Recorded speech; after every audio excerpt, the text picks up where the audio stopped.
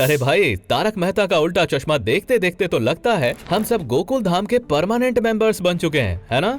मतलब दया भाभी का हे माँ माता जी सुनते ही तो सुबह शुरू होती थी। अब वैसे भी इंडिया का एक ही रूल है, सुबह न्यूज़पेपर पढ़ के रियल लाइफ का ड्रामा लो और शाम को तारक मेहता का उल्टा चश्मा देख के स्क्रिप्टेड ड्रामा का मजा उठा लो। लेकिन भाई क्या पता था कि तारक मेहता का उल्टा चश्मा के पीछे का असली ड्रामा स्क्रीन वाले ड्रामा से भी ज्यादा तड़का मार के मिलेगा। तो छोड़िए सारे काम, थोड़ा चाय उठाइए और चलिए देखते हैं top 5 most controversial moments in Taarak Mehta ka Ooltah चश्मा हिस्ट्री। मजेदार कहानियां गारंटीड, पॉपकॉर्न लेकर रेडी हो जाओ। अरे भाई, शो का मसाला तभी परफेक्ट लगता है जब दया बेन अपना गरबा स्टाइल में चमत्कार करती। लेकिन 2017 में जब दिशा वकानी मैडम मैटरनिटी लीव पर गईं, तो भाई वापस ही नहीं आई। मेकर्स का बस एक ही जवाब था, कमिंग सून कमिंग सून। अरे इतना सुन तो हमारा ब्रॉडबैंड भी नहीं जाता जितना ये दया बेन का रिटर्न डिलेड है। फैंस अब तो बोलते हैं भाई गूगल मैप से भी नहीं मिल रही है। जेठालाल का बस एक ही सवाल है, दया कहाँ गई भाई। ये मिस्ट्री तो सीआईडी भी सॉल्व नहीं कर पाया। अब तो फैंस भी काफी डिसअपॉइंटेड हो गए। कुछ लोग तो कहते हैं कि नए सीजन्स का नाम ही जेठालाल का दर्द रख दो। भाई ये तो असली गोकुल धाम का वॉर था। जेनिफर मिस्त्री जो हमारी रोशन भाभी हैं, उन्होंने असित मोदी पर हरासमेंट का इल्जाम लगाया। अरे हाँ भाई, वही असित मोदी जो शो में सबको शांति का पाठ पढ़ाते थे, उन पर इतना बड़ा इल्जाम। जेनिफर जी ने बोला सेट का एनवायरनमेंट टॉक्सिक था और असित भाई ने कहा ये तो बस पब्लिसिटी स्टंट है। मतलब तारक मेहता का उल्टा चश्मा का सेट एक मिनी डेली सोप बन गया था। और ट्विटर पर तो ऐसे मीम्स चले जैसे गोकुल धाम ने वर्ल्ड वॉर जीत लिया हो। फैंस तो बस ये सोच रहे थे कि भाई ये रियल लाइफ से रियल लाइफ ज्यादा ड्रामेटिक कैसे हो गया। बस इसी बात पे पूरे यूट्यूब पर थियरीज बन गई कि गोकुल धाम सोसाइटी के पीछे का असली सच क्या है।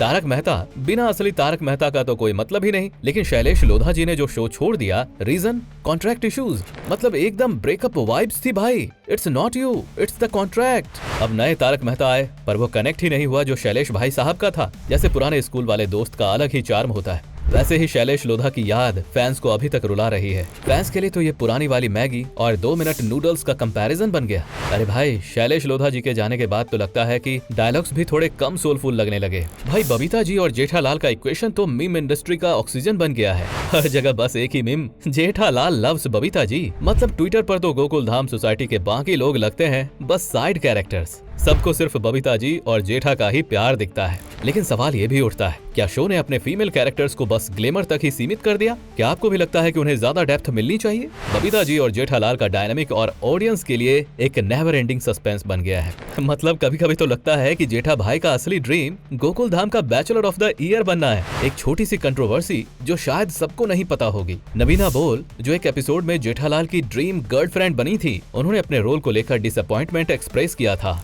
अरे भाई, उन्होंने बोला कि ऑडियंस ने उनका रोल लाइटली लिया और मेकर्स ने उन्हें वापस बुलाया नहीं। अच्छा, सपने से उठने का इतना दुख होता है क्या?